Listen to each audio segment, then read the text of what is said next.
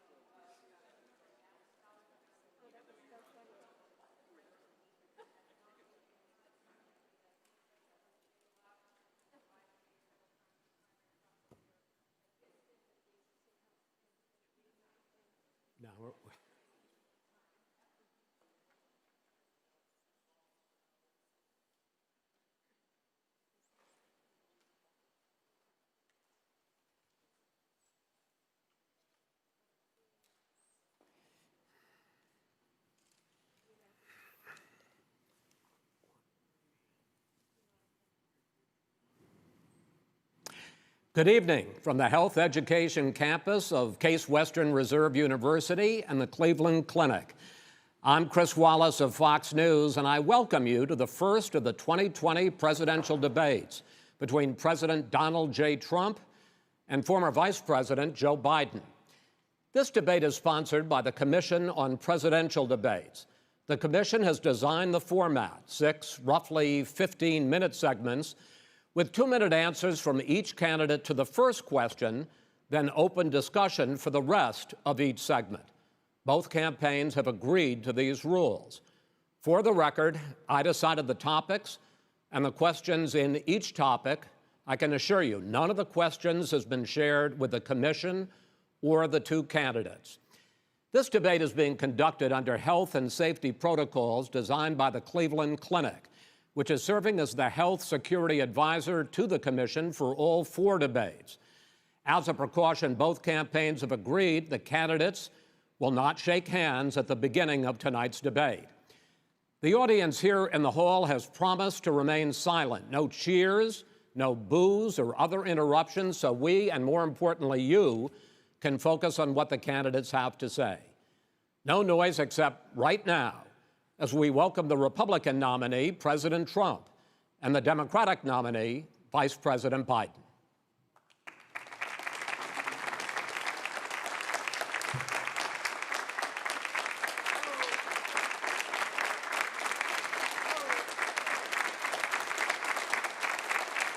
How you doing, man? How are you?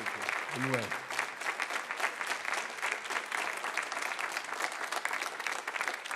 Gentlemen, a lot of people have been waiting for this night, so let's get going. Our first subject is the Supreme Court. President Trump, you nominated Amy Coney Barrett over the weekend to succeed the late Ruth Bader Ginsburg on the court. You say the Constitution is clear about your obligation and the Senate's to consider a nominee to the court. Vice President Biden, you say that this is an effort by the president and Republicans to jam through an appointment and what you call an abuse of power. My first question to both of you tonight, why are you right in the argument you make and your opponent wrong, and where do you think a Justice Barrett would take the court? President Trump, in this first segment, you go first, 2 minutes. Thank you very much, Chris. I will tell you very simply, we won the election. Elections have consequences. We have the Senate, we have the White House, and we have a phenomenal nominee, respected by all, top academic, good in every way, In fact, some of her biggest endorsers are very liberal people from Notre Dame and other places. So I think she's going to be fantastic. We have plenty of time. Even if we did it after the election itself. I have a lot of time after the election, as you know. So I think that she will be outstanding. She's going to be as good as anybody that has served on that court. We really feel that. We have a professor at Notre Dame, highly respected by all, said she's the single greatest student he's ever had. He's been a professor for a long time at a great school. And we won the election, and therefore we have the right to choose her. And very few people knowingly would say otherwise. And by the way, the Democrats, they wouldn't even think about not doing it. If they had, the only difference is they'd try and do it faster. There's no way they would give it up. They had Merrick Garland, but the problem is they didn't have the election, so they were stopped. And probably that would happen in reverse also. Definitely would happen in reverse. So we won the election, and we have the right to do it, Chris. President Trump, thank you. Same question to you, Vice President Biden. You have 2 minutes. Well, first of all, thank you for doing this, and looking forward to this, Mr. President. Thank you, Joe. The American people have a right to have a say in who the Supreme Court nominee is, and that say occurs when they vote for United States senators and when they vote for the President of the United States. They're not going to get that chance now because we're in the middle of an election already. The election has already started. Tens of thousands of people have already voted. And so the thing that should happen is we should wait. We should wait and see what the outcome of this election is, because that's the only way the American people get to express their view is by who they elect as president and who they elect as vice president. Now, what's at stake here is the president's made it clear he wants to get rid of the Affordable Care Act. He's been running on that, he ran on that, and he's been governing on that. He's in the Supreme Court right now trying to get rid of the Affordable Care Act, which will strip 20 million people from having insurance, health insurance now, if it goes into court. And the justice, and I'm not opposed to the justice. She seems like a very fine person. But she's written before she went on the bench, which is her right, that she thinks that the Affordable Care Act is not constitutional. The other thing that's on the court, and if it's struck down, what happens? Women's rights are fundamentally changed. Once again, a woman could be pay more money because she has a pre-existing condition of pregnancy. They were able to charge a woman more for the same exact procedure a man gets. And that ended when we, in fact, passed the Affordable Care Act. And there's 100 million people who have pre-existing conditions, and they'll be taken away as well.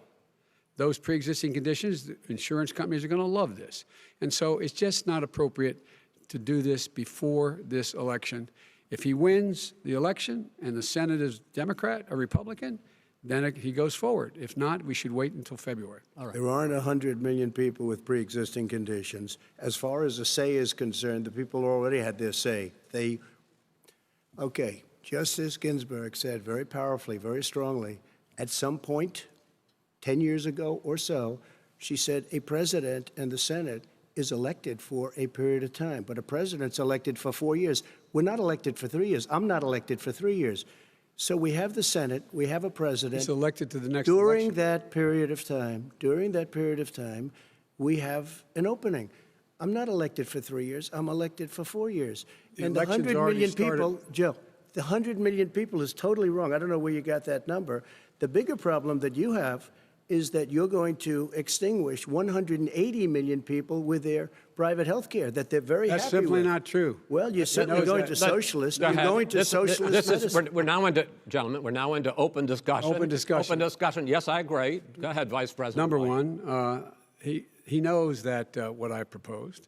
What I proposed is that we expand Obamacare and we increase it. We do not wipe any. And one of the big debates we had with 23 of my colleagues trying to win the nomination that I won were saying that Biden wanted to allow people to have private insurance still. They can. They do. They will under my proposal. It's not what you've said, But and it's not what your party has said. That is simply your party a lie. doesn't say it. Your party wants to go socialist medicine. My party is and me. socialist right healthcare. now, I am and the they're going to Democratic dominate Party. you, Joe. You know that. I am the Democratic Party right now. The platform of the Not according Democratic to Party Harris. is what I, in fact, approved of. What I approved of. Now, here's the deal. The deal is that it's going to wipe out pre-existing conditions. And by the way, the 200,000 people that have died on his watch, how many of those have survived? Well, there's 7 million people that contracted COVID. What does it mean for them going forward if you strike down the Affordable Care Act? Joe, you've had pre-existing 308,000 military people dying because you couldn't provide them proper health care in the military. So don't tell me I'm about this. happy to talk about this. And if you were here, Look, it here's wouldn't the be deal. 200, it would be 2 million people because you were very late on the draw. You Late didn't on want the me to draw. ban China, which was heavily infected. You didn't want me to ban All right, gentlemen, Europe, which no, was heavily Mr. President, You would have Mr. been much President, later, Joe. Mr. President, much later. Mr. President, You're talking about 2 million people. You're not gonna be able President, to as shut the him up. moderator, we are going to talk about COVID in the next segment, but go ahead. Let me finish. The point is that the president also is opposed to Roe v. Wade. That's on the ballot as well in the court. And so that's also at stake right now. And so the election is already You don't know it's begun. on the ballot. Why is it on the ballot? Because Why is it you on the said ballot? It's not you're- on the ballot. It's on the ballot in the I court. don't think so. In the court. Well, There's nothing happening there. Donald, would you And you just be don't quiet know for a her minute? view on Roe v. Wade. You I don't don't know her know. view. Well, all right. Let's talk.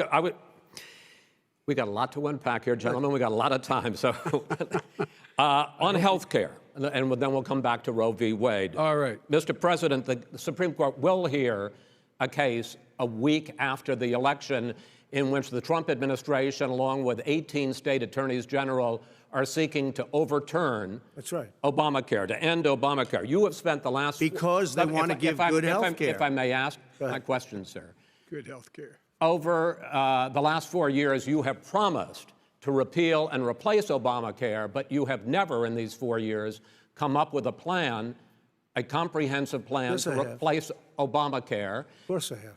Well, I'll I give got you rid an of the opportunity. individual When I finish, mandate. I'm going to give you an Excuse opportunity. me. I got rid of the individual mandate, which was a That big is not a chunk of comprehensive Obamacare. plan. That is absolutely a big thing. That was the worst I part of didn't ask, Obamacare. Sir. Chris, You're that was the debating him, worst not part of me. Obamacare. Let me ask my question. Well, I'll ask Joe. The individual mandate was the most unpopular aspect of Obamacare. I got rid of it. I'd like and you we to, will protect Mr. people President, with I'm the pre-existing moderator of this conditions. debate, and I would like you to let me ask my question, and then you can answer your ahead. question.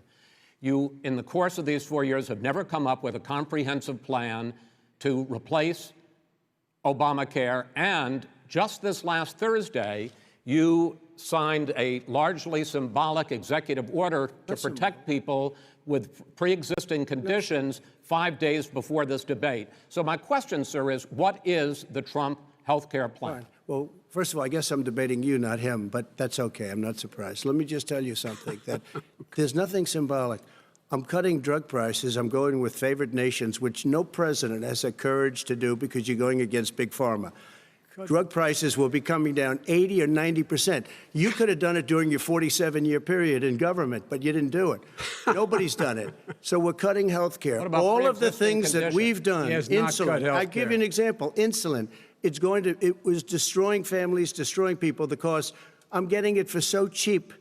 It's like water, you want to know the truth. So cheap. Take a look at all of the drugs what we're doing, prescription drug prices. We're going to allow our governors now to go to other countries to buy drugs because When in they fact- pay just a tiny fraction. As I say, of this what is we do. open discussion. No, Let but me this ask is you about, big. this This you'll be is happy, big stuff. sir. You'll be happy. I'm about to pick up on one of your points to ask the vice president, which is he points out that you would like to add a public option to Obamacare, and Yes. the argument that he makes and other Republicans make is that that is going to end private insurance. It is and not. well, if I sorry. can ask you the question, it will Not end. what your party says, by the way. It will end private insurance and create a government takeover of health care. It does not. It's only for those people who are so poor they qualify for Medicaid. They can get that free in most states, except governors who want to deny people who are poor Medicaid. Anyone who qualifies for Medicare would, Medicaid would automatically be enrolled in the public option. The vast majority of the American people would still not be in that option, number one. Joe, you Number agreed two. with Bernie Sanders, who's I far did- left, on the manifesto, When we you- call it. when And that manifest- gives you socialized medicine. Look, hey, Are you saying I'm not you going to didn't listen agree? to him. The fact of the matter is, I beat Bernie Sanders. Not by much. I beat him a whole hell of a lot. I'm Not by here much. standing facing you, old buddy. Pocahontas would have left Well, 2 days I tell early. you, You would have lost every primary. All he knows how to on do Super is hurt. Tuesday. You got Look, very lucky. here's the deal. I got very lucky. I'm going to get very lucky tonight as well. And tonight I'm going to With make what? sure, because With what? here's the deal. Here's the deal. The fact is that everything he's saying so far is simply a lie. I'm not here to call out his lies. Everybody knows he's a liar. But you I just agreed. want to Wait, make wait, sure. Joe, you're the liar. I want to make sure. Graduated last in your class, not first in your class. God, I want to make Mr. sure. President, can you let him finish, sir? No, he doesn't know how to do that.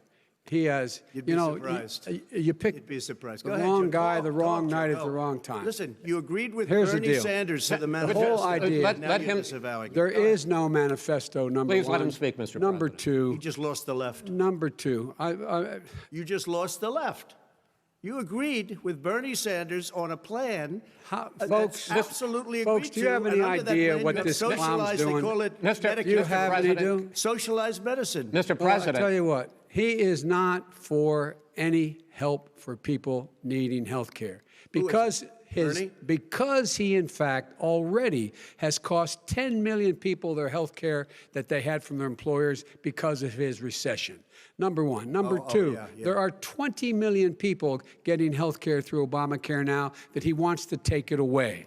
He won't ever look you in the eye and say that's what he wants to do. Take it away. No, I want to give Number them better three. health care at a much lower price But- because and by the way, Obamacare he doesn't is know no how. good. He doesn't know how I've to do already that. fixed it. He has never I've offered already a plan. fixed it to an extent. He has never Obamacare, done a as you single might thing. know, but probably don't. But, Obamacare gentlemen, you realize is no if you're good, both Joe. speaking at the It's no same good, time, and it's too expensive. let the president go ahead, sir. Obamacare is no good. We made it better. And I had a choice to make very early on. We took away the individual mandate. We guarantee pre-existing conditions, but took away the individual true. mandate.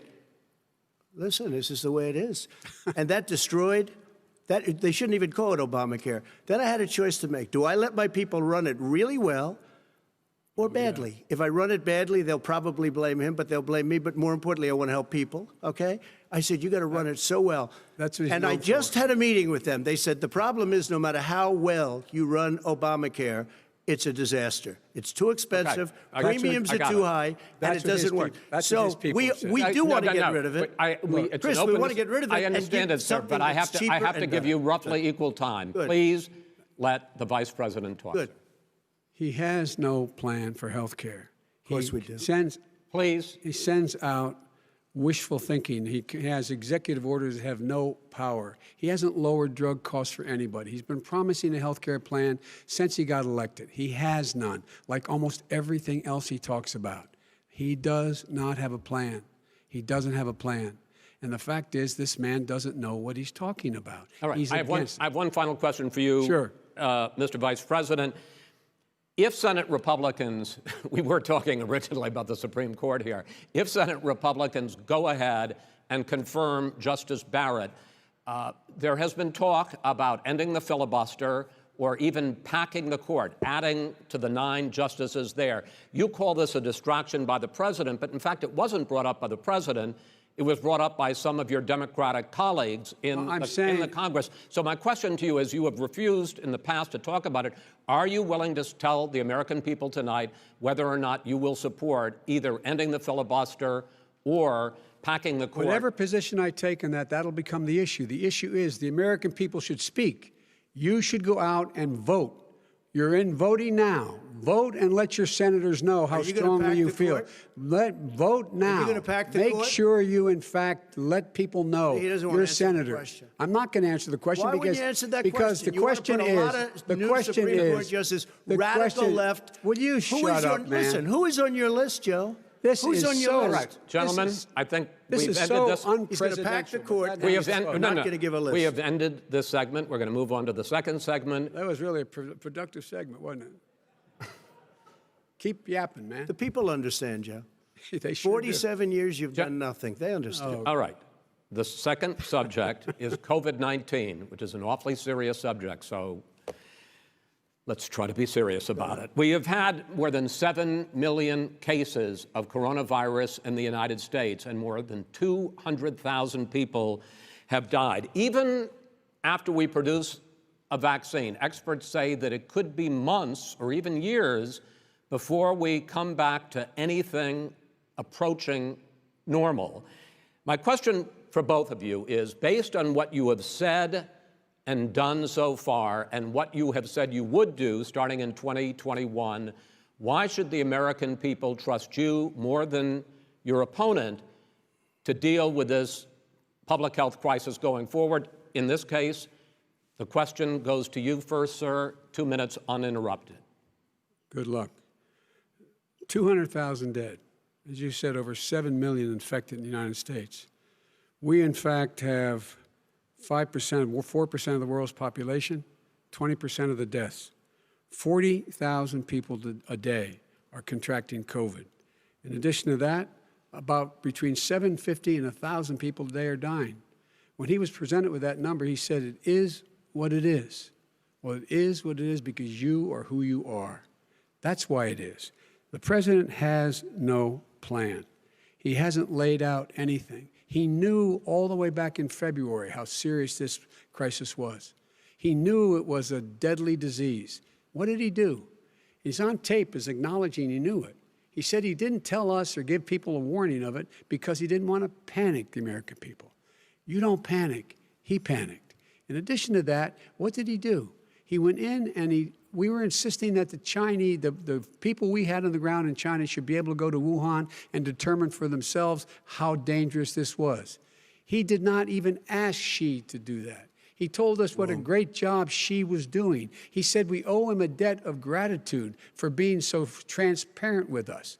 And what did he do then? He then did nothing. He waited and waited and waited. He still doesn't have a plan. I laid out back in March exactly what we should be doing. And I laid out again in July what we should be doing. We should be providing all the protective gear possible. We should be providing the money the House has passed in order to be able to go out and get people the help they need to keep their businesses open schools. It costs a lot of money.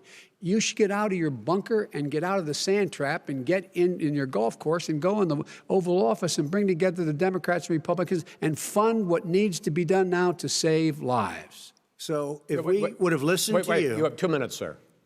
If we would have listened to you, the country would have been left wide open. Millions of people would have died, not 200,000, and one person is too much. It's China's fault. It should have never happened. They stopped it from going in, but it was China's fault. And by the way, when you talk about numbers, you don't know how many people died in China. You don't know how many people died in Russia. You don't know how many people died in India. They don't exactly give you a straight count, just so you understand. But if you look at what we've done, I closed it, and you said he's xenophobic. He's a racist, and he's xenophobic because you didn't think I should have closed our country. Wait a minute. It says 2 minutes. You didn't think we should have closed our country because you thought it was terrible. You wouldn't have closed it for another 2 months. by my doing it early. In fact, Dr. Fauci said, President Trump saved thousands of lives. Many of you Democrat governors said, President Trump did a phenomenal job. We worked with the governor. Oh, really? Go take a look. The governors said I did a phenomenal job. Most of them said that. In fact, people that would not be necessarily on my side said that. President Trump did a phenomenal job. We did. We got the gowns. We got the masks. We made the ventilators. You wouldn't have made ventilators. And now we're weeks away from a vaccine.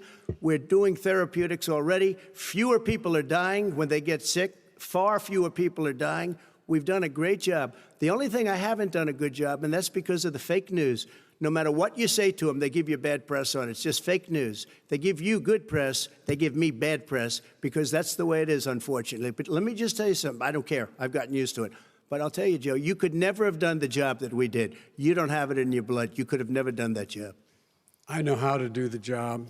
I know how to get the job Well, you done. didn't do very well in swine flu.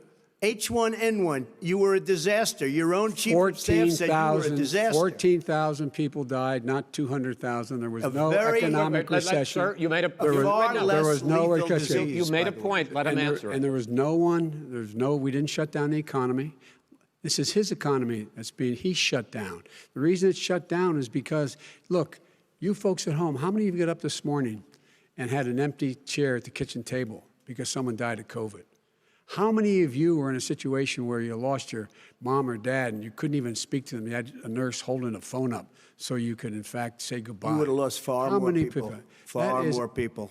And, you would have been and by the way, months late. your own, his own CDC director says we could lose as many as another 200,000 people between now and the end of the year. And he held up. He said, if we just wear a mask, we can save half those numbers. Just a mask. And by the way, in terms of the whole notion of a vaccine, we're for a vaccine, but I don't trust him at all, nor do you. I know you don't. What we trust is a scientist. You don't trust Dr. Johnson Fauci. & Johnson, Pfizer? Okay, by the way, gentlemen, let me move on to questions about the future, because you both have touched on two of the questions I'm going to ask. Focusing on the future first, President Trump, you have repeatedly either contradicted or been at odds with some of your government's own top scientists. The week before last, the head of the Centers for Disease Control, Dr. Redfield, said it would be summer before the vaccine would become generally available to the public. You said that he was confused and mistaken. Those were your two words. Yeah. But Dr. Slaoui, the head of your Operation Warp Speed, has said exactly the same thing. Are they both wrong? Well, I've spoken to the companies, and we can have it a lot sooner. It's a very political thing because people like this would rather make it political than save lives. God. It is a very political thing. I've spoken to Pfizer. I've spoken to all of the people that you have to speak to. We have great Moderna, Johnson & Johnson, and others. They can go faster than that by a lot.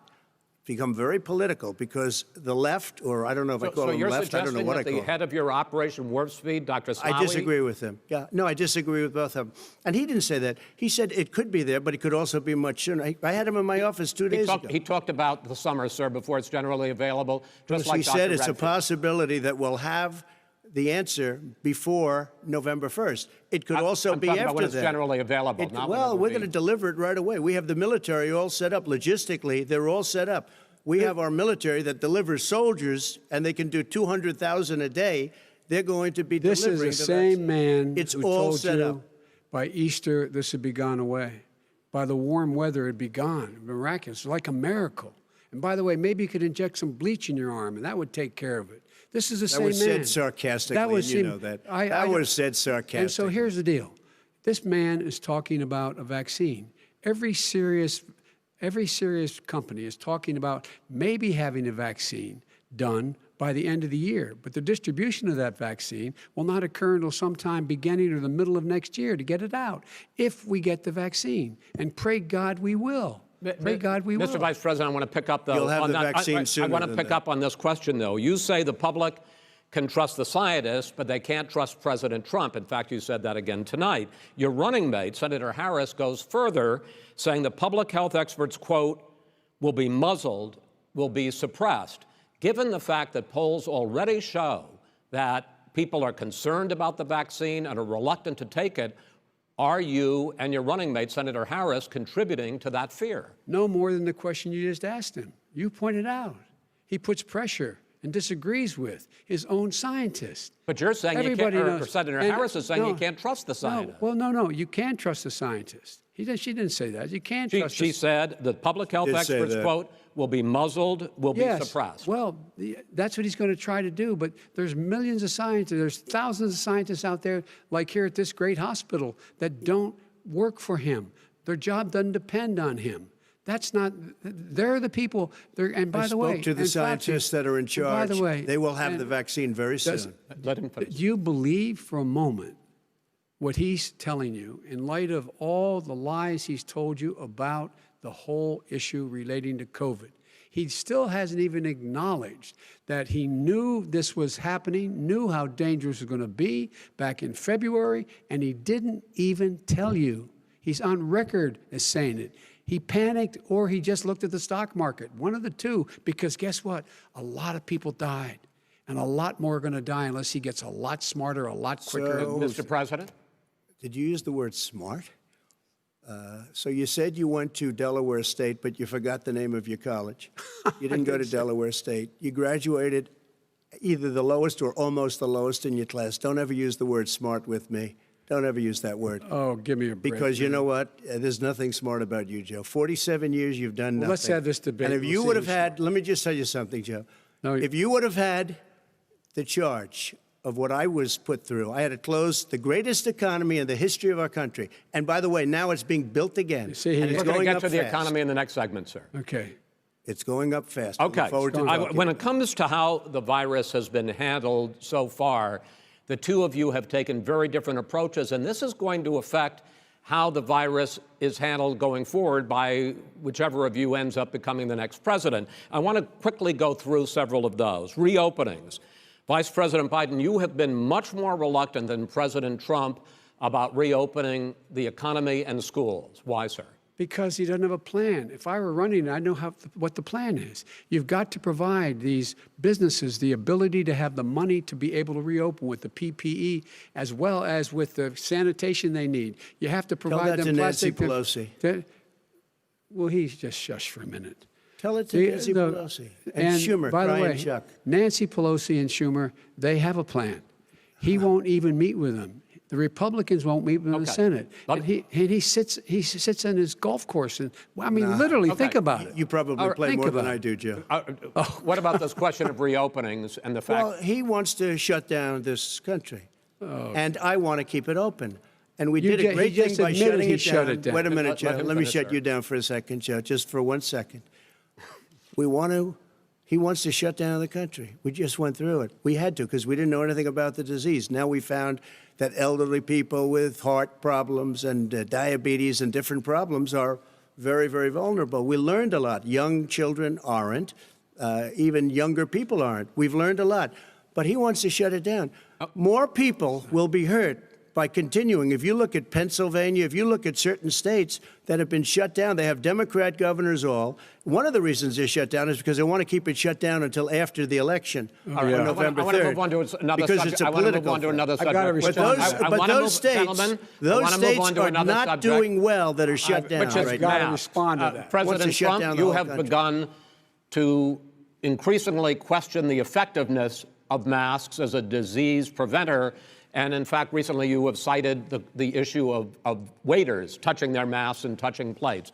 Are you questioning No, I think the masks efficacy are of okay. of You have masks? to understand, if you look, I mean, I have a mask right here. I put a mask on, when I think I need it.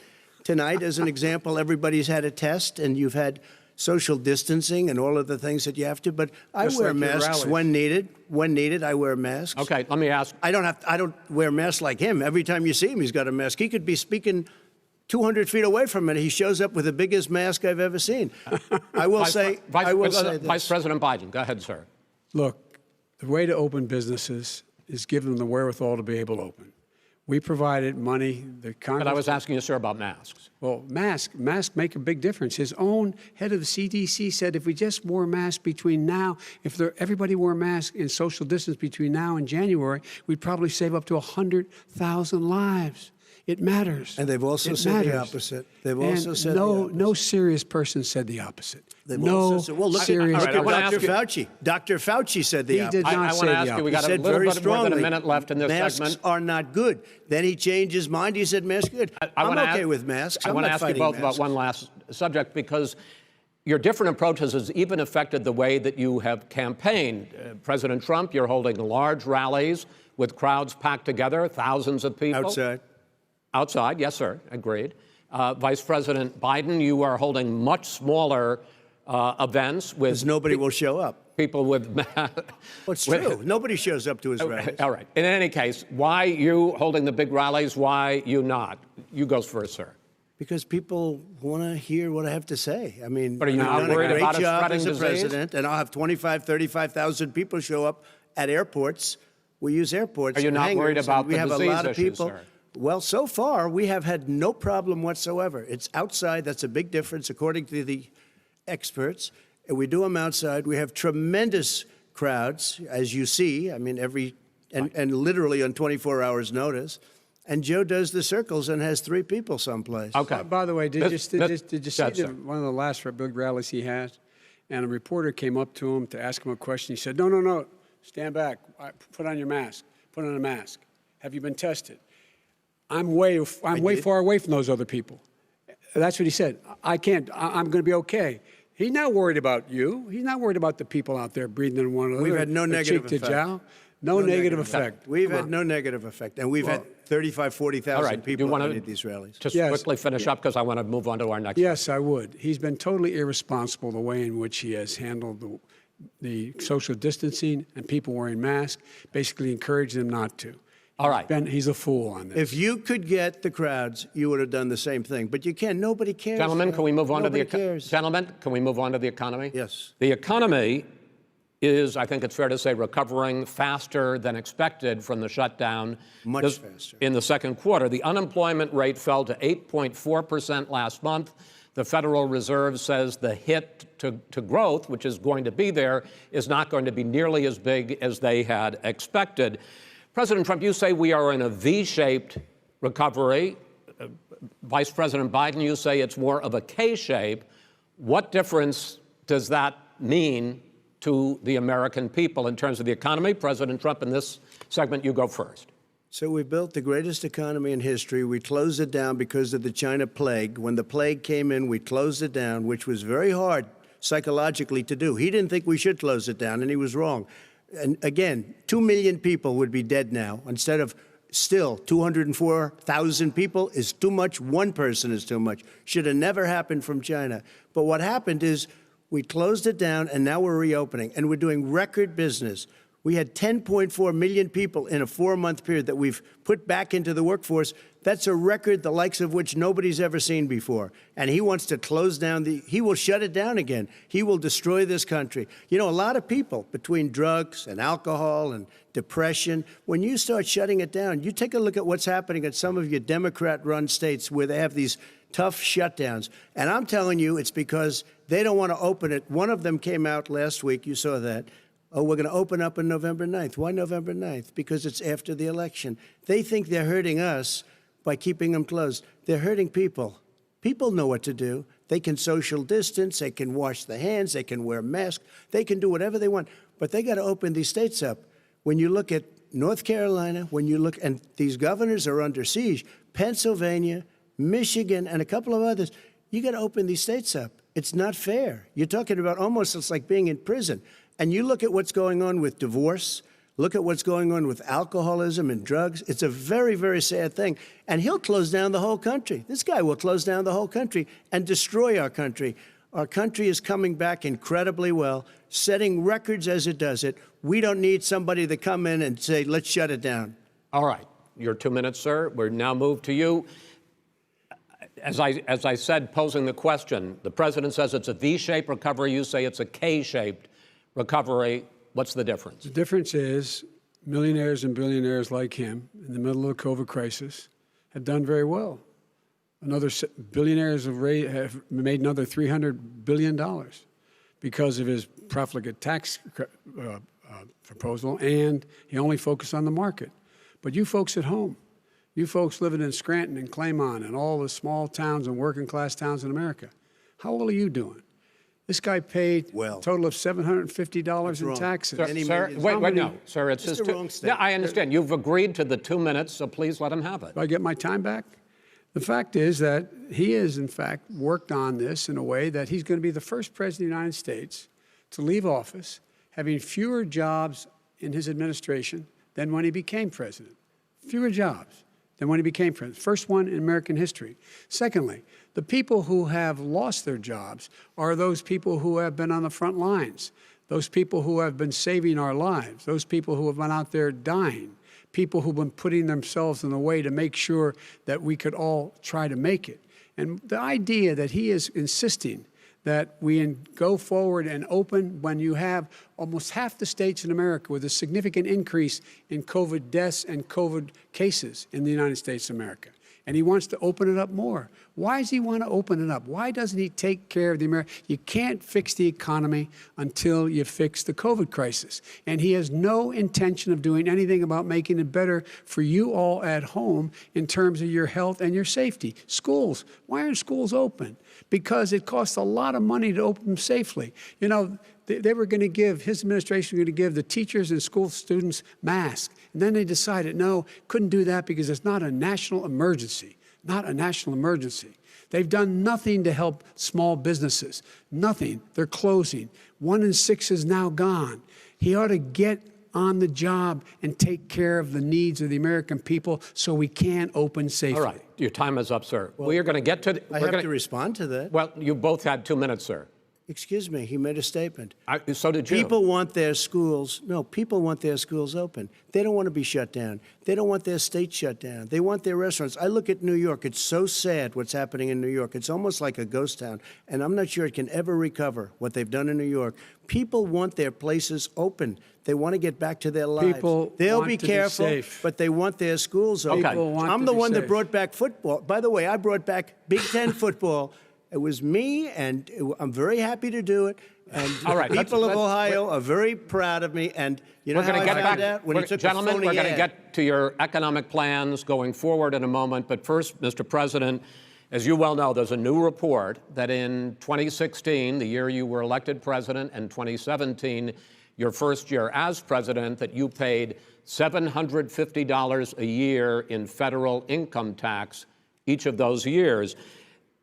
I know that you pay a lot of other taxes, but I'm asking you the specific question. Is it true that you paid $750 in federal income taxes each of those 2 years? I paid millions of dollars in taxes, millions of dollars of income tax.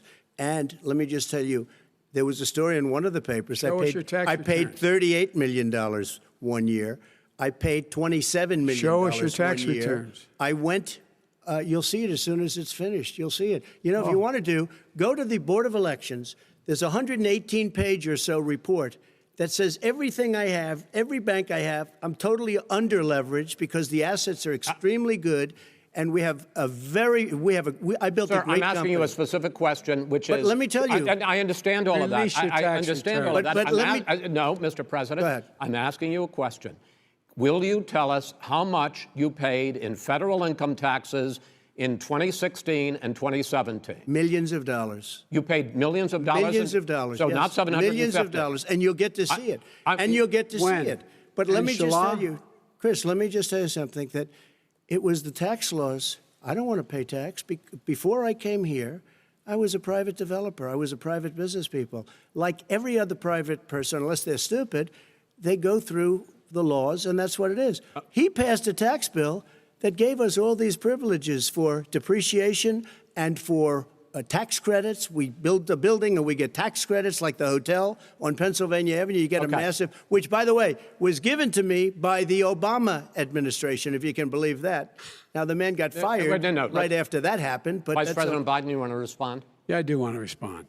Look, the tax code that made him, put him in a position that he pays less tax than a school teacher makes on the money a school teacher makes is because of him he says he's smart because he can take advantage of the tax code. And he does take advantage of the tax code. That's why I'm going to eliminate the Trump tax cuts. And I'm going to eliminate those tax cuts. and make sure that we invest in the people who, in fact, need the help.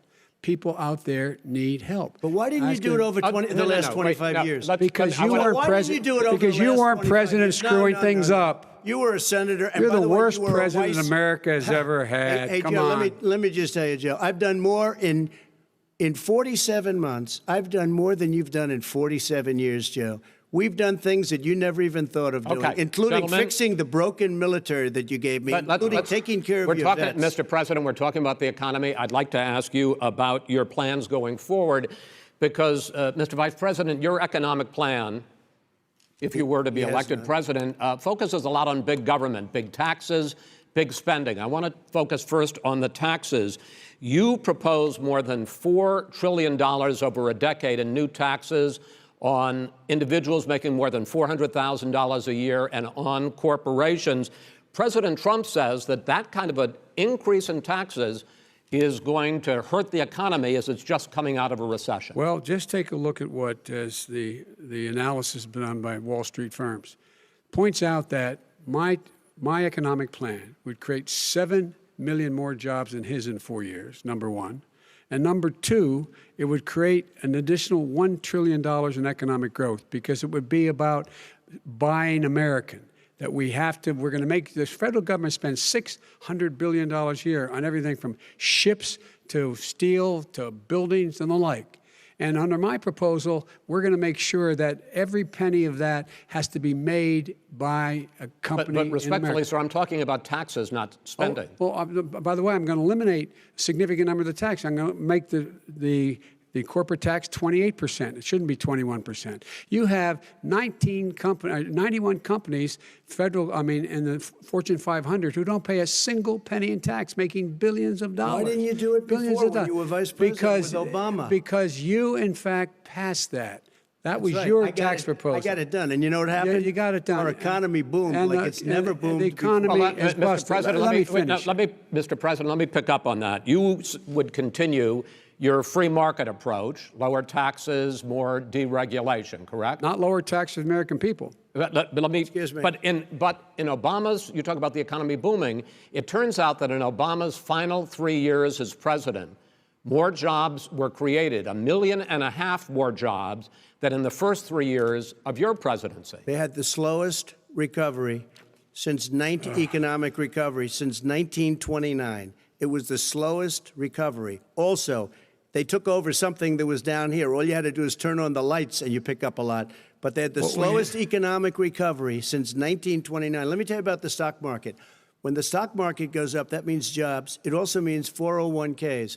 If you got in, if you ever became president with your ideas, you want to terminate my taxes, I'll tell you what, you'll lose half of the companies that have poured in here will leave, and plenty of companies that are already here, they'll leave for other places. They will leave, and you will have a depression, the likes of which you've never seen. Look, Mr. we Vice inherited the worst recession short of a depression in American history. I was asked to bring it back. We were able to have an economic recovery that created the jobs you're talking about. We handed him a booming economy. He blew it. It wasn't booming. Blew it. He blew it. It wasn't booming. It was the weakest recovery since 1929. Is it fair to say he blew it when fact, there was when there was record low unemployment before COVID? Yeah, but because what he did, even before COVID, manufacturing went in the hole. Manufacturing went in the hole. Excuse number me, one. Chris. Wait. Number two. Chris. Number three. They said it would take. No, you're on number two. No. Chris. They said it would take a miracle to bring back manufacturing. I brought back 700,000 jobs. They brought back nothing. They gave up on manufacturing. Part of my standard fare. I'm the guy that brought back the automobile industry. All right, let him. We brought back. I was asked to bring back Chrysler and General Motors. We brought them back right here in the state of Ohio and Michigan. He blew it. They're gone. He blew it. And in fact, they're going. Ohio had the best year it's ever had last year. Michigan had the best year they've ever had. That is not Many true. car companies came in from Germany, from Japan, went to Michigan, went to Ohio. They're not having. And they didn't come in with you. Mr. Vice President, go ahead.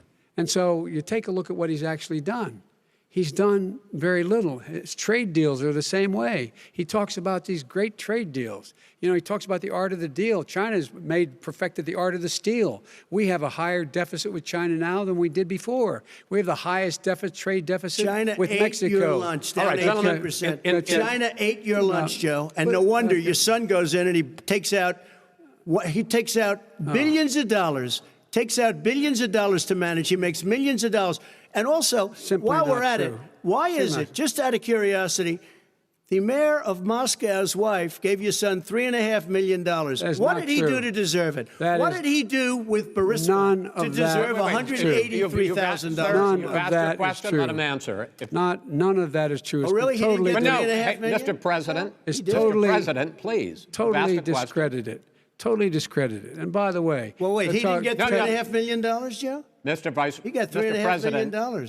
it is not true. Oh, really? Mr. Oh. President, But, it's an open discussion, please. Now, It's a fact. Well, It you is have not a raised an fact. issue. Let the been Vice totally President answer. discredited. Did There was a Burisma pay him report. $183,000 a month with no experience in energy?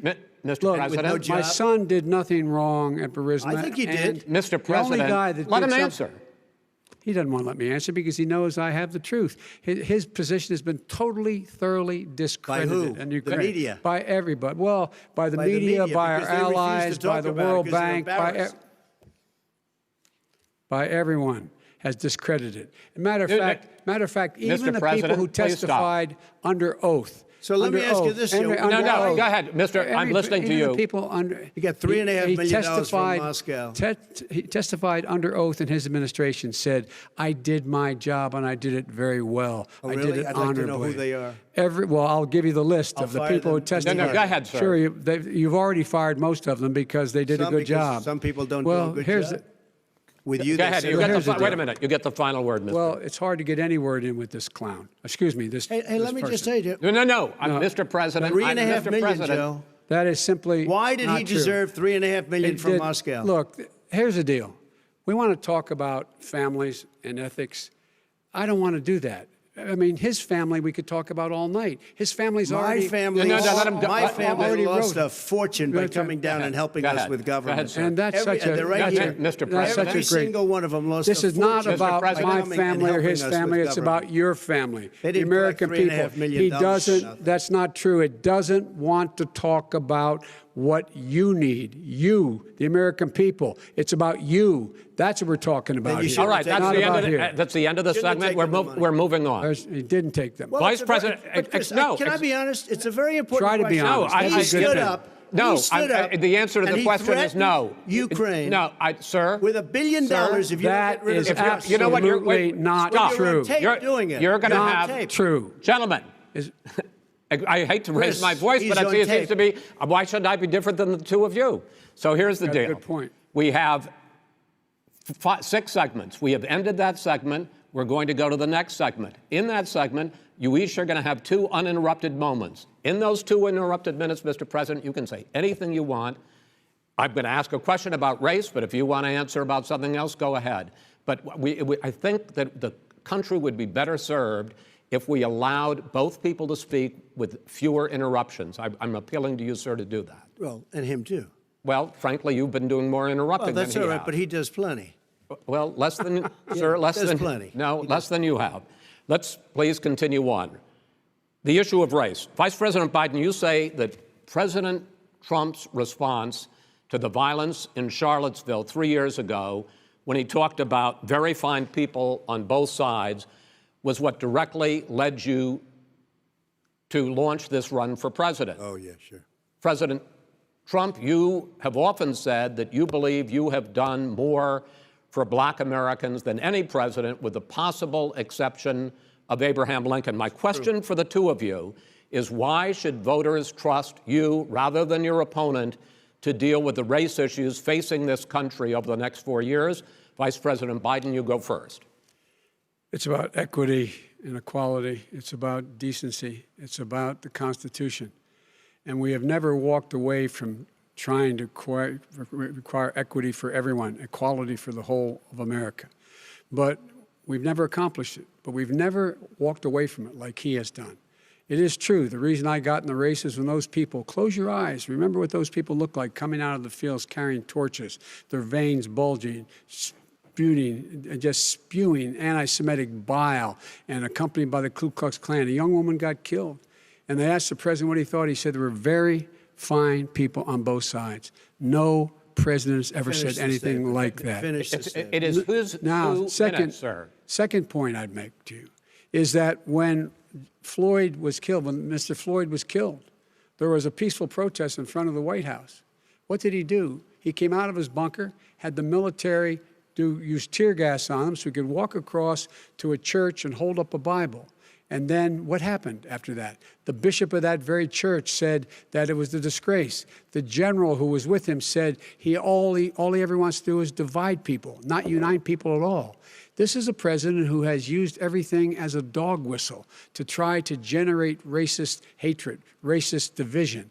This is a man who, in fact, you talk about helping African Americans. 1 in 1,000 African Americans has been killed because of the coronavirus. And if he doesn't do something quickly, by the end of the year, 1 in 500 will have been killed. 1 in 500 African Americans. This man is a savior of African Americans. This man cares at all. This man's done virtually nothing. Look, the fact is that you have to look at what he talks about. You have to look at what he did. And what he did has been disastrous for the African-American community. So, President Trump, you have 2 minutes. Why should Americans trust you over your opponent to deal with racism? he did a crime bill, 1994, where you call them super predators, African Americans, the super predators, and they've never forgotten it. They've never forgotten it, Joe. No, sir, it's his 2 minutes. So you did that, and they call you a super predator, and I'm letting people out of jail now that you have treated the African American population community, you have treated the black community about as bad as anybody in this country. You did the 1990, and that's why, if you look at the polls, I'm doing better than any Republican has done in a long time, because they saw what you did. You call them super predators, and you've called them worse than that, because you look back at your testimony over the years, you've called them a lot worse than that. As far as the church is concerned, and as far as the generals are concerned, we just got the support of 250 military leaders and generals, total support. Law enforcement, almost every law enforcement group in the United States. I have Florida, I have Texas, I have Ohio, I have Portland. The sheriff just came out today and he said, I support President Trump. I don't think you have any law enforcement. You can't even say the word law enforcement, because if you say those words, you're going to lose all of your radical left supporters.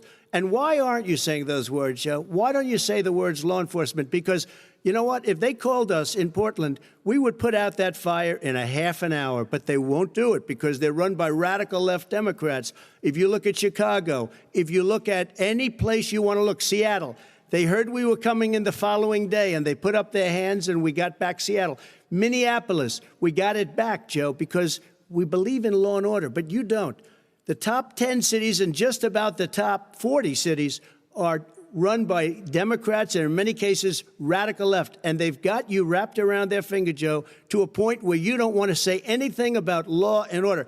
And I'll tell you what, the people of this country want and demand law and order, and you're afraid to even say it. All right. I want to return to the question of race. Vice President Biden, after the grand jury in the Breonna Taylor case decided not to charge any of the police with homicide, you said it raises the question, quote, whether justice could be equally applied in America. Do you believe that there is a separate but unequal system of justice for blacks in this country? Yes, there is. There's systemic injustice in this country, in education and work and in law enforcement and the way in which it's enforced. But look, the vast majority of police officers are good, decent, honorable men and women. They risk their lives every day to take care of us. But there are some bad apples. And when they occur, when they find them, they have to be sorted out. They have to be held accountable. They have to be held accountable. And what I'm going to do as President of the United States is call together an entire group of people at the White House, well, everything from the civil rights groups to the police officers, to the police chiefs, and we're going to work this out. We're going to work this out. So we change the way in which we have more transparency in when these things happen. These cops aren't happy to see what happened to George Floyd. These cops aren't happy to see what happened to Breonna Taylor. Most don't like it. But we have to have a system where people are held accountable. And by the way, violence in response is never appropriate. Never appropriate. Peaceful protest is. Violence is never appropriate. All right. What is peaceful protest? When they run through the middle of a town and burn down your stores and kill people all over the place, that and you is say not peaceful protest? President Trump, No, it's I'm not not, asking. but you say it is. President Trump, I'd like to continue with the Yes, issue go of ahead, race. I please. promise we're going to get to the issue of law and order in a moment. This month, your administration directed federal agencies to end racial sensitivity training that addresses white privilege or critical race theory. Why did you decide to do that, to end racial sensitivity training? And do you believe that there is systemic racism in this country, sir? I ended it because it's racist. I ended it because a lot of people were complaining that they were asked to do things that were absolutely insane, that it was a radical revolution that was taking place in our military, in our schools, all over the place, and you know it, and so does everybody what else. Is radical, and he would know. What is it was radical totally about racist. racial sensitivity training, sir? If you were a certain person, you had no status in life. It was sort of a reversal. And if you look at the people, we were paying people hundreds of thousands of dollars to teach very bad ideas and, frankly, very sick ideas. And really, they were teaching people to hate our country. And I'm not going to do that. I'm not going to allow that to happen. We have to go back to the core values of this country. They were teaching people that our country is a horrible place, it's a racist place, and they were teaching people to hate our country. And I'm not going to allow that to happen. Vice President Biden? Nobody's doing that. He's the racist. You just don't know. Here's the deal. I know a lot more about You this don't than he know. does. Let him finish. The fact is that there is racial insensitivity. People have to be made aware of what other people feel like, what insults them, what is demeaning to them. It's important that people know they don't want to. Many people don't want to hurt other people's feelings, but it makes a big difference. It makes a gigantic difference in the way a child is able to grow up and have a sense of self-esteem.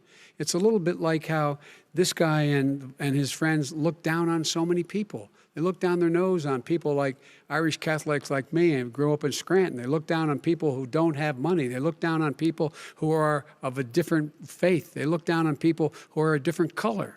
In fact, we're all Americans. The only way we're going to bring this country together is bring everybody together. There's nothing we cannot do if we do it together. We can take this on and we can defeat racism in America. President Trump, sir. During the Obama-Biden administration, there was tremendous division. There was hatred. You look at Ferguson, you go to many places. Look at Oakland. Look what happened in Oakland. Look what happened in Baltimore. Look what happened. Frankly, it was more violent than what I'm even seeing now. Oh, my but Lord. the reason is that ridiculous. the Democrats that run these Absolutely cities ridiculous. don't want to talk like you about law and order. Violent and you crime, still haven't mentioned. violent Are you in crime. favor of law and order? I'm in favor of law. You follow it. Are you in favor of law and order? Go ahead, Yes, I'm say in it. favor. You Everybody's asked a in favor question, of let him finish. Law and He order. loses Law left. and order. Let him answer. Law and order with justice, where people get treated fairly. Okay. And the fact of the matter is, violent crime went down 17%, 15% in our administration. All right. It's gone up on his watch. Went down much more he in had, ours. All right, we're now. is president of the United States of America. Mr. President, every record in the Mr. book. President, you're going to be very happy because And we're now going to talk about law and order. Places we had trouble were Democratic-run cities. That's and exactly so my question. Democratic- There has been a dramatic increase in homicides in America this summer particularly, and you often blame that on Democratic mayors and Democratic governors, but in fact there have been equivalent spikes in Republican-led cities like Tulsa and Fort Worth. So the question is this really a party issue?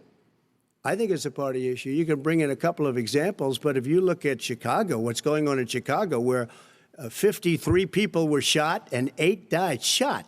If you look at New York, where it's going up like nobody's ever seen anything, the numbers are going up 100, 150, 200%.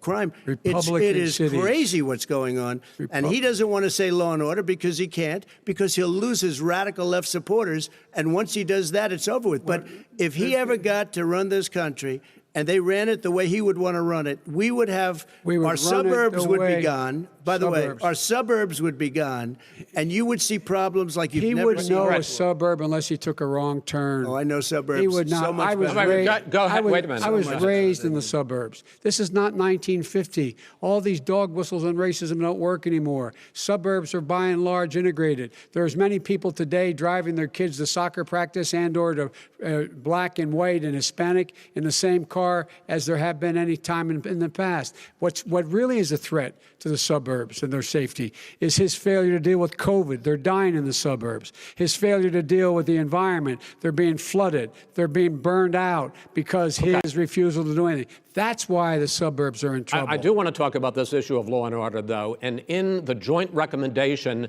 that came from the Biden-Bernie Sanders task force, you talked about, quote, reimagining policing. Yeah. First of all, what does reimagining policing mean, and do you support? It means. Let me, if I might finish the question. What does reimagining policing mean, and do you support the Black Lives Matter call for community control of policing? Look, what I support is the police having the opportunity to deal with the problems they face. And I'm totally opposed to defunding the police offices. As a matter of fact, local police, the only one defunding it, his budget calls for a $400 million cut in local law enforcement assistance.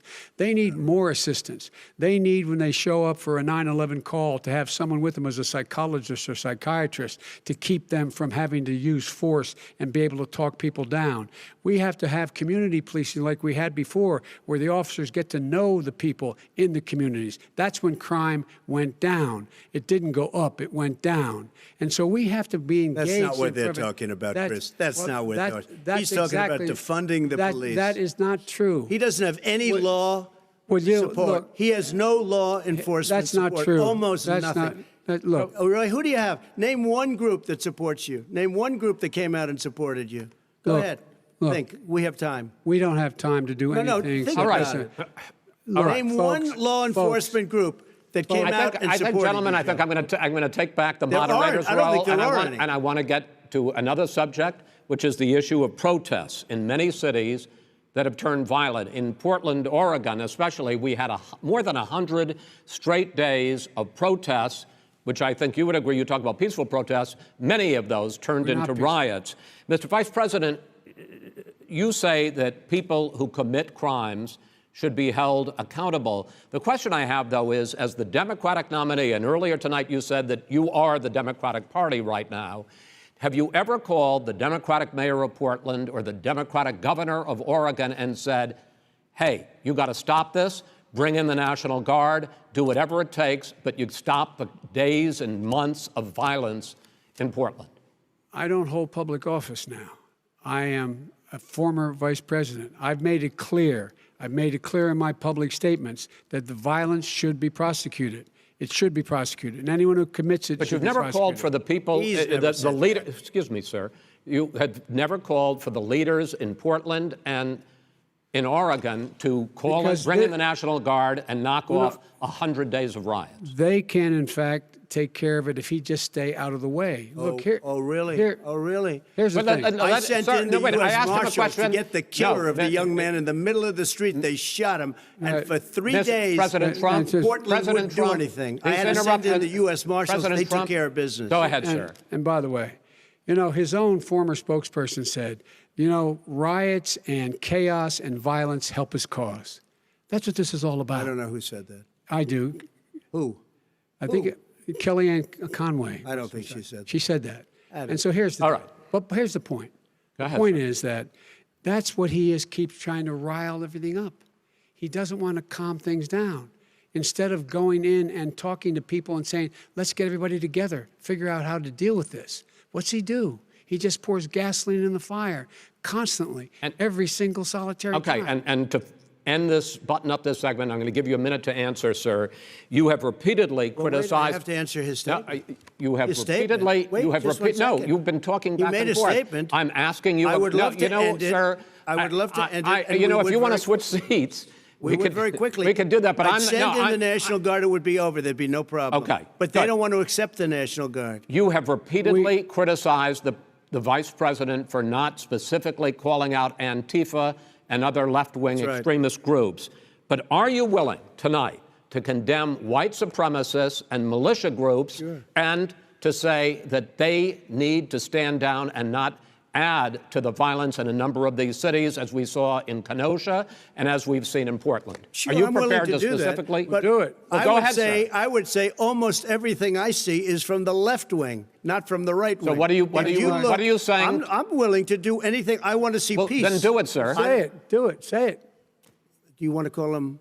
What do you want to call him? Give me a name. Give me a White name. Go ahead. supremacists and Who would white you like me to condemn? White Proud Boys. supremacists and right-wing Proud militia. Boys, stand back and stand by. But I'll tell you what. Somebody's got to do something about Antifa and the left, because this is not a right-wing problem. His This own is a left-wing. FBI director This said is a the threat left-wing on problem. white Go ahead, sir. supremacists. Antifa's an idea, not an organization. Oh, you gotta be not kidding. militia. That's what Oh, really? his It's an idea. FBI, his Okay. FBI director Gentlemen, said. Well, we're then gonna- you know what? No, He's no, wrong. we're done, sir. We're moving on to the next. Everybody We're gives moving. you When a bat advice hits in you your over the head, that's administration. not an idea. Everybody in Antifa your is bad. administration tells you the truth has a bad idea. Can I tell you what? You have no ideas. Antifa is a dangerous All right, radical gentlemen, group. we're now moving on to the Trump And and you ought to be Biden careful with records. them. They'll overthrow you. When in a 2 president, seconds. I'm going to ask a question. When the president seeks a second term, it is generally a referendum on his record. But Vice President Biden, you like to quote one of your dad's sayings, which is, don't compare me to the almighty, compare me to the alternative. And in this case, sir, you are the alternative. Looking at both of your records, I'm going to ask each of you, why should voters elect you president over your opponent? In this segment, President Trump, you go first, 2 minutes. Because there has never been an administration or president who has done more than I've done in a period of 3.5 years. And that's despite the impeachment hoax. And you saw what happened today with Hillary Clinton, where it was a whole big con job. But despite going through all of these things, where I had to fight both flanks and behind me and above, there has never been an administration that's done what I've done. The greatest, before COVID came in, the greatest economy in history, lowest unemployment numbers. Everything was good. Everything was going. And by the way, there was unity going to happen. People were calling me for the first time in years. They were calling and they were saying, it's time maybe. And then what happened? We got hit, but now we're building it back up again. A rebuilding of the military, including Space Force and all of the other things. A fixing of the VA, which was a mess under him. 308,000 people died because they didn't have proper health care. He was a mess. And we now got a 91% approval rating at the VA, our vets. We take care of our vets. But we've rebuilt our military. The job that we've done, and I'll tell you something, some people say maybe the most important. By the end of the first term, I'll have approximately 300 federal judges and Court of Appeals judges, 300, and hopefully 3 great Supreme Court justices. That is a record, the likes of which very few people, and you know one of the reasons I'll have so many judges? Because President Obama and him left me 128 judges to fill. When you leave office, you don't leave any judges. That's like, you just don't do that. They left 128 openings, and if I were a member of his party, because they have a little different philosophy, I'd say if you left us 128 openings, you can't be a good president, you can't be a good vice president. But I want to thank you because it gives us almost, it'll probably be above that number by the end of this term. 300 judges, it's a record. Looking at both your records, why should voters elect you president as opposed to President Trump? You have 2 minutes uninterrupted. Under this president, we become weaker, sicker, poorer, more divided, and more violent. When I was vice president, we inherited a recession. I was asked to fix it. I did. We left him a booming economy, and he caused a recession.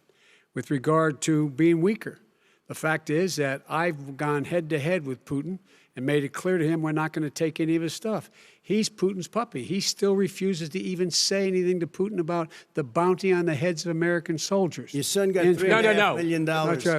And by the way, my son... Wait a minute. Mr. President, your campaign agreed to both sides would get 2-minute answers uninterrupted. Well, your side agreed to it, and why don't you observe what your campaign agreed to as a ground rule, okay, sir? He never keeps his word. Can you Because- add No, back no, He's I'm a not person asking. that's That not was a telling the rhetorical truth, that's question. all. Can you Go add ahead, back sir. 30 seconds? Yeah, yes, Okay. you may have. All right. Go ahead. So, thirdly, we're poor. The billionaires have gotten much more wealthy by a tune of over $300 to $400 billion more just since COVID. You in the home, you got less. You're in more trouble than you were before. In terms of being more violent, when we were in office, there were 15% less violence in America than there is today. He's president of the United States. It's on his watch. And with regard to more divided, the nation can't stay divided. We can't be this way. And speaking of my son, the way you talk about the military, the way you talk about them being losers and being and just being suckers. My son was in Iraq. He spent a year there. He got the Bronze Star. He got the Conspicuous Service Medal. He was not a loser. He was a patriot, and the people left behind there were heroes. Really? And I resent. Are you talking like about Hunter? hell. Are you talking about Hunter? I'm talking about my son, Beau Biden. You're talking about. I don't know Beau. I know Hunter. Yeah, Hunter you know Beau. Hunter got thrown out of the military. He was thrown out, dishonorably discharged. That's not true. He for wasn't dishonorably cocaine use. And he didn't have a job until you became vice president. Once you None of became that vice is president, true. he made a fortune in Ukraine, in China, in Moscow, That is simply and various not other places. true. He My made a son, fortune. My son, and he didn't have a job. My son, like a lot of people we know at home, had a drug problem. He's overtaken it. He's fixed it. He's worked on it, and I'm proud of him. But why was I'm he proud of given my tens son. of millions All of right. dollars? But he wasn't given All right. tens of He was millions of given dollars. That tens is of totally, millions of that's dollars. been totally President Trump, discredited. we've already been Totally discredited. We've already been through this. I think the American people would rather hear about more substantial So do I. subjects. Well, you know, as the moderator, sir, I'm going to make a I know, but judgment when call somebody here. gets $3.5 million Okay, great. from the Let's talk mayor about- of Moscow, let's talk That is about- not I think true. it's a terrible That thing. report is totally Why did he get discredited. it? I Mitt think, Romney on that committee said it wasn't worth taxpayers' money, that report. It was written for political reasons. you know, I'd like to talk about climate change. So would I. Okay.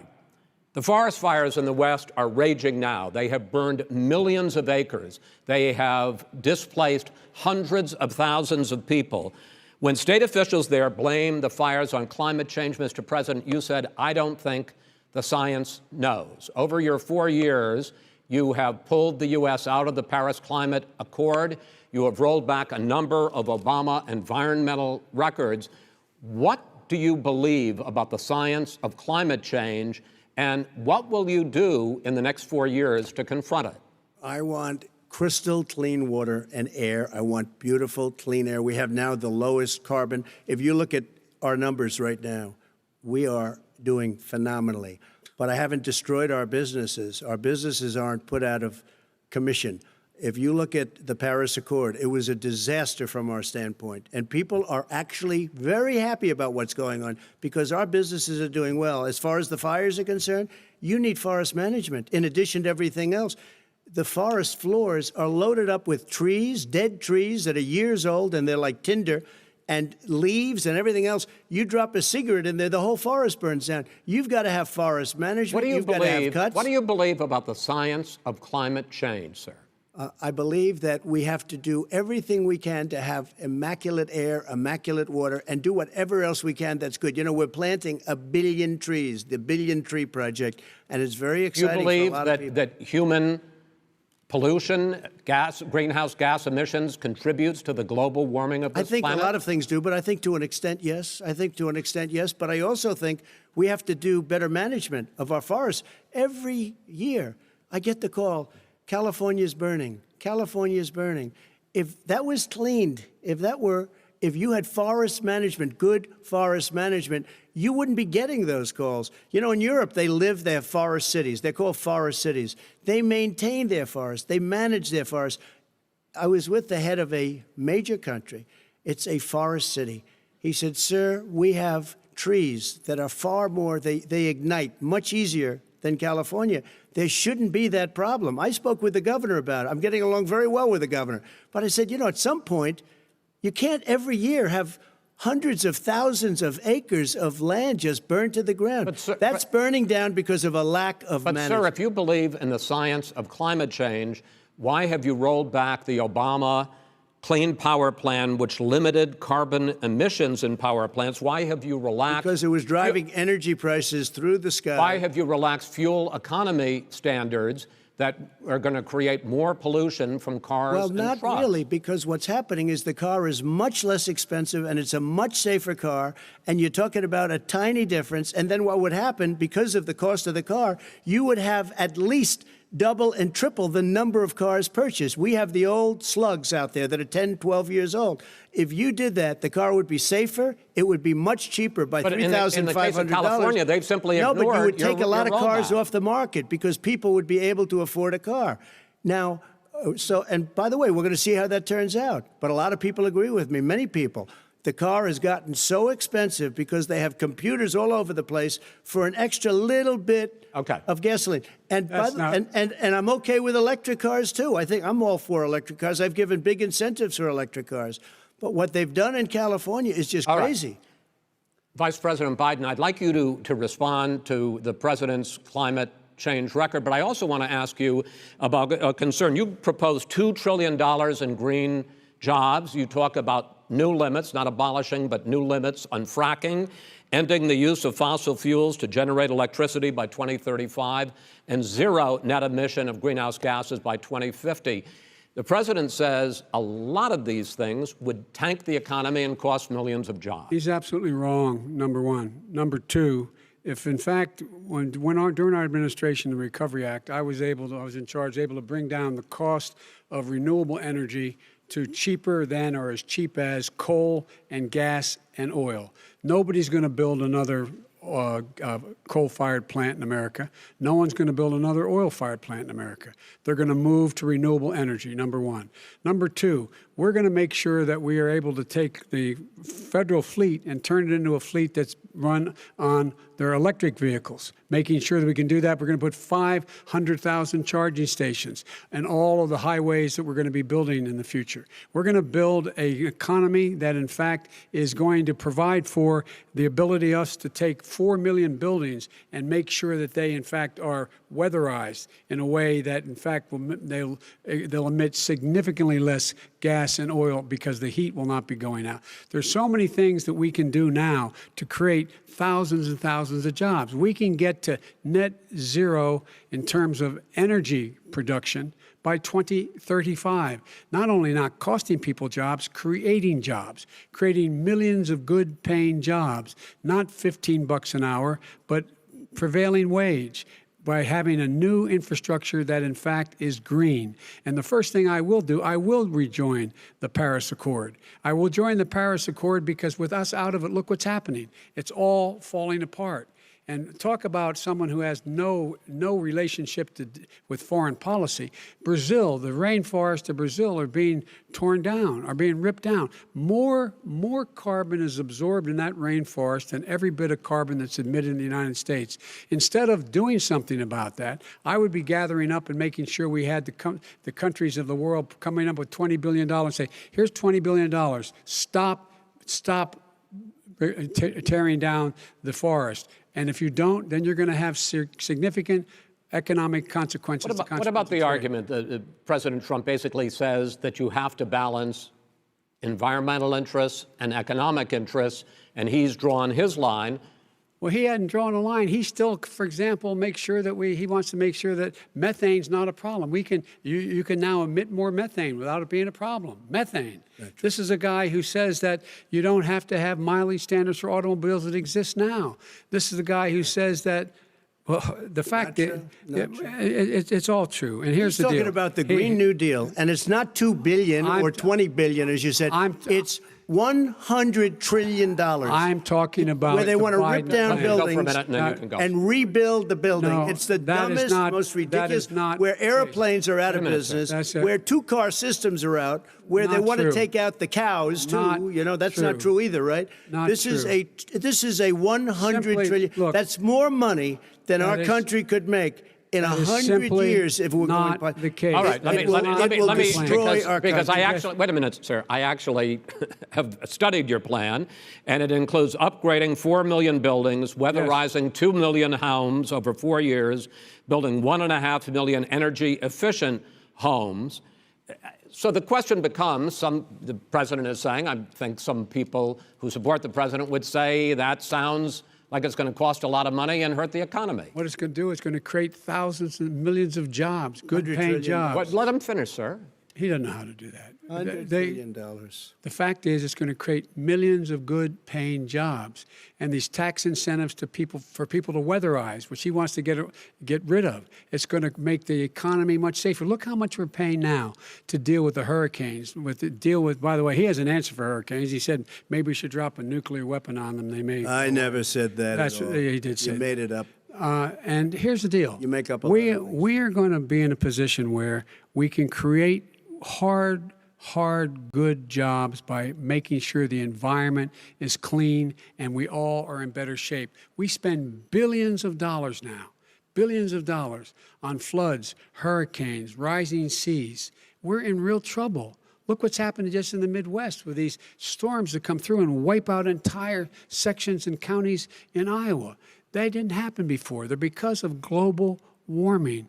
We make up 15% of the world's problem. We, in fact, but the rest of the world, we've got to get them to come along. That's why we have to get back into the Paris Accord. All right, gentlemen. Wait a minute, Chris. So why didn't he do it for 47 years? You were vice president. Why didn't you get the world? China sends up real dirt into the air. Russia does. India does. They all do. We're supposed to be good. And by the way, he made a couple of statements. The Green New Deal is $100 trillion, that is not $20 my billion. plan. That's the Green well, New you want to Deal rebuild every is building. not my plan. You want to rebuild every. If he knew anything about, if he knew anything he made a about, statement about the military. He said I said something about the military. He and his friends made it up, and then they went with it. I never said it. Okay. That is what not he true. did Sir, is he you're done in said this segment. he called the military Mr. Vice President, stupid bastards. I and he did said not it on say tape. that. He said Mr. stupid Please, bastards. He sir, said it. stop. I would never I say would that. Play to the it. military. Play it. Go ahead. You're Mr. on Vice tape. President answered his final question. The final question is, I can't remember which of all his rantings. You don't remember much. I'm having a little trouble myself, but and about the economy and about this question of what it's going to cost. The economy. I mean, the Green New Deal and the idea of what your environmental Green New changes Deal, will do. The Green New Deal will pay for itself as we move forward. We're not going to build plants that, in fact, are great polluting plants. So do you We're going to support build the Green New Deal? Pardon me? Do you support No, I don't support the Green New Deal. Oh, you don't? Oh, well, that's a big statement. I that support means you the just Biden. lost the radical left. I Oh, support you the don't. Biden plan that I put forward. Okay. The Biden plan, which is different than what he calls the radical Green New Deal. All right, gentlemen, final segment, election integrity. As we meet tonight, millions of Americans are receiving mail-in ballots or going to vote early. How confident should we be that this will be a fair election? And what are you prepared to do over the next 5+ weeks, because it'll not only be to Election Day, but also counting some ballots, mail-in ballots after Election Day. What are you prepared to do to reassure the American people that the next president will be the legitimate winner of this election? In this final segment, Mr. Vice President, you go first. Prepared to let people vote. They should go to iwillvote.com. Decide how they're going to vote, when they're going to vote, and what means by which they're going to vote. His own Homeland Security Director, and as well as the FBI Director, says there is no evidence at all that mail-in ballots are a source of being manipulated and cheating. They said that. The fact is that there are going to be millions of people because of COVID that are going to be voting by mail-in ballots, like he does, by the way. He sits behind the Resolute desk and sends his ballot to Florida, number one. Number two, we're going to make sure that those people who want to vote in person are able to vote because enough poll watchers are there to make sure they can socially distance. The polls are open on time, and the polls stay open until the votes are counted. And this is all about trying to dissuade people from voting because he's trying to scare people into thinking that it's not going to be legitimate. Show up and vote. You will determine the outcome of this election. Vote, vote, vote. If you're able to vote early in your state, vote early. If you're able to vote in person, vote in person. Vote whatever way is the best way for you, because he cannot stop you from being able to determine the outcome of this election. And in terms of whether or not when the votes are counted, and they're all counted, that will be accepted. If I win that will be accepted. If I lose, that'll be accepted. But by the way, if in fact he says he's not sure what he's going to accept, well, let me tell you something. It doesn't matter, because if we get the votes, it's going to be all over. He's going to go. He can't stay in power. It won't happen. It won't happen. So vote. Just make sure you understand you have it in your control to determine what this country is going to look like the next 4 years. Is it going to change, or you get 4 more years of these lies? Mr. President, 2 minutes. So when I listened to Joe talking about a transition, there's been no transition from when I won. I won that election. And if you look at crooked Hillary Clinton, if you look at all of the different people, there was no transition, because they came after me trying to do a coup. They came after me spying on my campaign. They started from the day I won, and even before I won, from the day I came down the escalator with our First Lady. They were a disaster. They were a disgrace to our country. And we've caught them. We've caught them all. We've got it all on tape. We've caught them all. And by the way, you gave the idea for the Logan Act against General Flynn. You better take a look at that, because we caught you in a sense. And President Obama was sitting in the office. He knew about it, too. So don't tell me about a free transition. As far as the ballots are concerned, it's a disaster. A solicited ballot, okay, solicited is okay. You're soliciting, you're asking, they send it back, you send it back. I did that. If you have an unsolicited, they're sending millions of ballots all over the country. There's fraud. They found them in creeks. They found some with the name Trump, just happened to have the name Trump just the other day in a waste paper basket. They're being sent all over the place. They sent 2 in a Democrat area. They sent out 1,000 ballots. Everybody got 2 ballots. This is going to be a fraud like you've never seen. The other thing, it's nice on November 3rd, you're watching and you see who won the election. And I think we're going to do well, because people are really happy with the job we've done. But you know what? We won't know. We might not know for months, because these ballots are going to be all over. Take a look at what happened in Manhattan. Take a look at what happened in New Jersey. Take a look at what happened in Virginia and other places. They're not losing 2%, 1%, which, by the way, is too much. An election could be won or lost with that. They're losing 30 and 40%. It's a fraud, and it's a shame. And can you imagine where they say you have to have your ballot in by November 10th? November 10th. That means that's 7 days after the election, in theory, should have been announced. Okay. We have major states with that, sir, all run by Democrats. 2 minutes is 2 minutes. All run by Democrats. It's President Trump, it's a rigged election. You're going to be able to continue. You have been charging for months that mail-in balloting is going to be a disaster. You say it's rigged, that it's going to lead to fraud. But in 2018, in the last midterm election, 31 million people voted mail-in voting. That was a quarter, more than a quarter, of all the voters that year cast their ballots by mail. Now that millions of mail-in ballots have gone out, what are you going to do about it? And are you counting on the Supreme Court, including a Justice Barrett, to settle any dispute? Yeah, I think I'm counting on them to look at the ballots, definitely. I hope we don't need them in terms of the election itself. But for the ballots, I think so. Because what's happening is incredible. I read today, where at least 1% of the ballots for 2016 were invalidated. They take them, we don't like them, we don't like them. But what are you going to do about it? There are millions of ballots going out right now. What you do is you go and vote. You do a solicited ballot, and that's okay, or you go and vote. I'm asking you about the fact that millions of people... You go and vote. You go and vote. But what I'm saying is, what are you going to do about the fact that millions of people... You either do, Chris, a solicited ballot where you're sending it in, they're sending it back, and you're sending... They have mailmen with lots of it. Did you see what's going on? Take a look at West Virginia, mailmen selling the ballots. They're being sold. They're being dumped in rivers. This is a horrible thing for our country. This is not going to end well. There is no evidence This is of that. not going to end well. 5 states have had mail-in ahead, ballots for the last decade or more. 5, including 2 Republican states. And you don't have to solicit the ballot. It's sent to you. It's sent to your home. What they're saying is that it has to be a postmark by the time, by Election Day. If it doesn't get in till the 7th, 8th, 9th, it still should be counted. He's just afraid of counting the votes because he knows the outcome. You're wrong. I want to continue with you on this, Vice President Biden. Chris, he's so wrong when he makes a statement like that. Excuse me, Vice President Biden, the biggest problem, in fact, over the years with mail-in voting has not been fraud historically. It has been that sizable number, sometimes hundreds of thousands of ballots are thrown out because they have not been properly filled out, or there is some other irregularity, or they missed the deadline. So the question I have is, are you concerned that the Supreme Court, with a Justice Barrett, will settle any dispute? I'm concerned that any court would settle this, because here's the deal. When you get a ballot and you fill it out, you're supposed to have an affidavit. If you didn't know, you have someone say that this is me.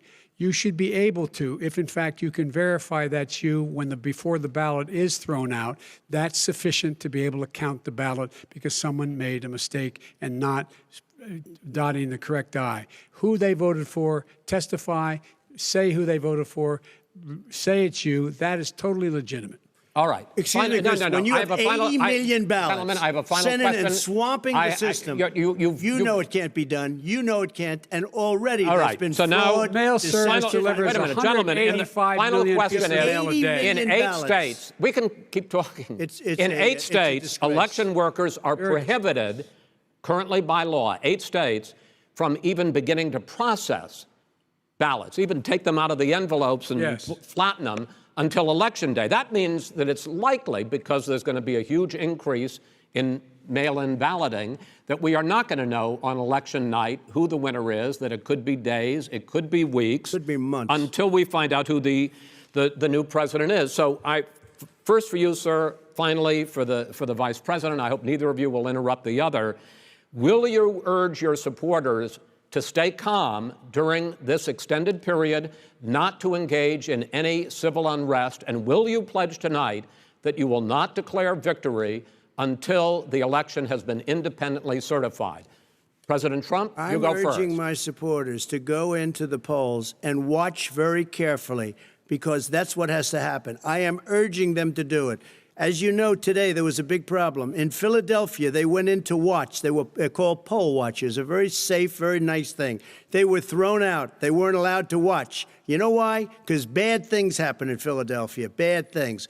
And I am urging my people. I hope it's going to be a fair election. If it's a fair election, them what? I am 100% on board. But if I see tens of thousands of ballots being manipulated, I can't go along with that. And I'll tell you what, does that from mean, a common sense, does that mean you're going to tell your people to take to the street? It means you have a fraudulent election.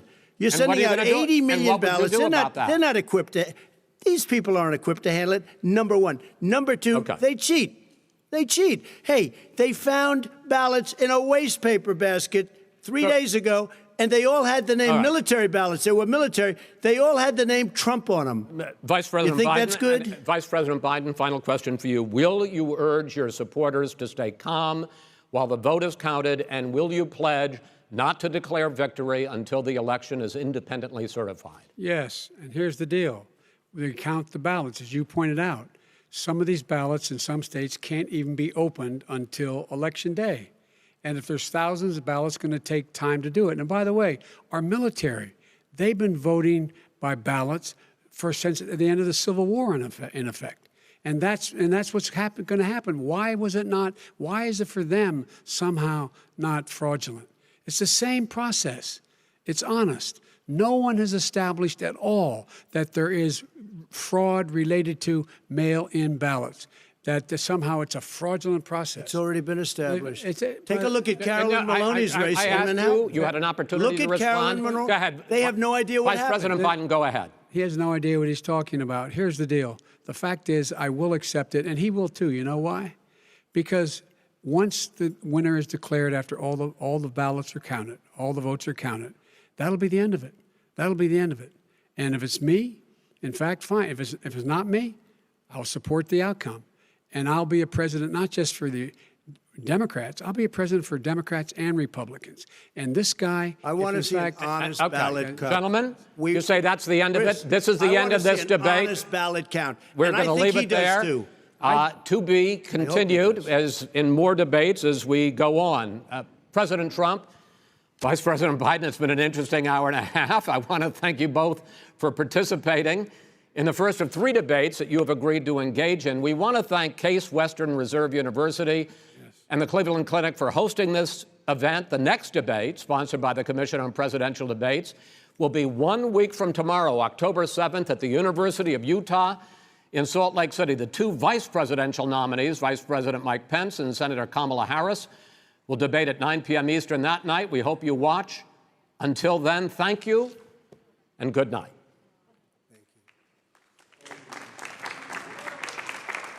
Thank you.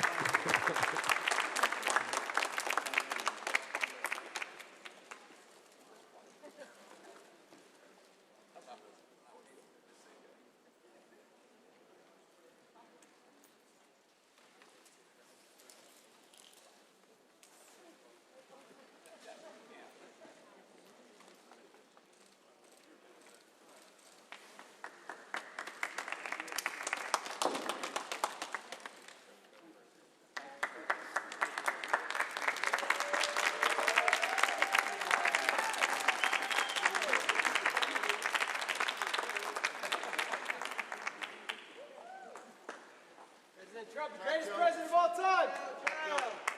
We love you, Trump!